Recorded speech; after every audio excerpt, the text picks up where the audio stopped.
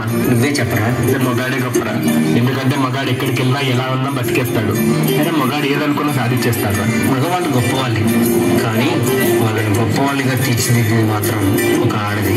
ఆడవాళ్ళు చిరునవ్వు వెనక దాచిన కన్నీటి మహాసముద్రం విలువ ఇప్పుడు నీకు చూపిస్తాను, చూడు.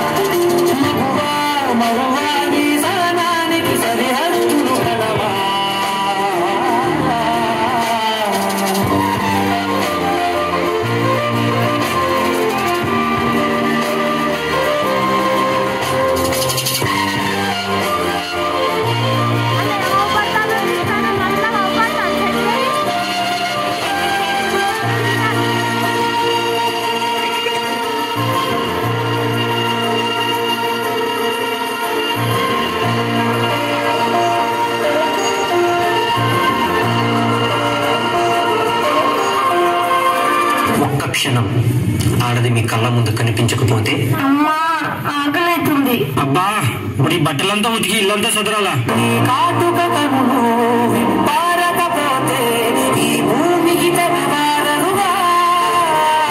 ఆ ఒక్క క్షణం ఆడవాళ్ళ విలువ తెలుస్తుంది.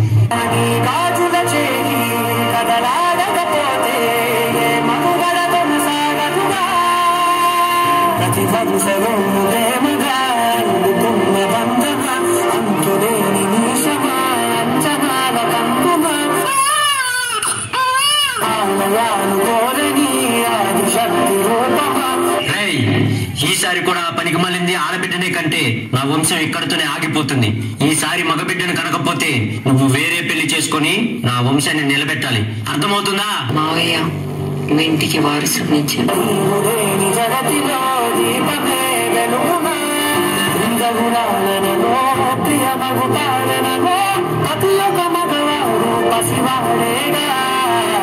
ఎందరి తగులలో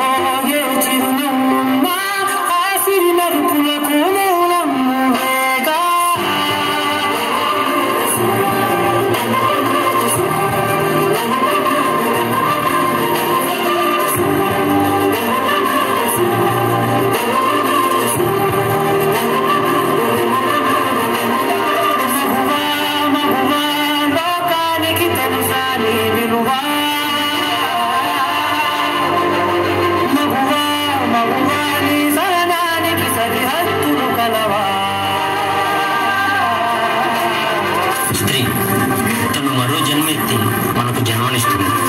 పిల్లల కోసం తన కన్న కళల్ని, భవిష్యత్తుని త్యాగం చేస్తుంది. ప్రతి మగాడి విజయం వెనక ఒక ఆడది ఉంటుంది అంటారు. వెనకలేదు, వెనకబడే ఉంది.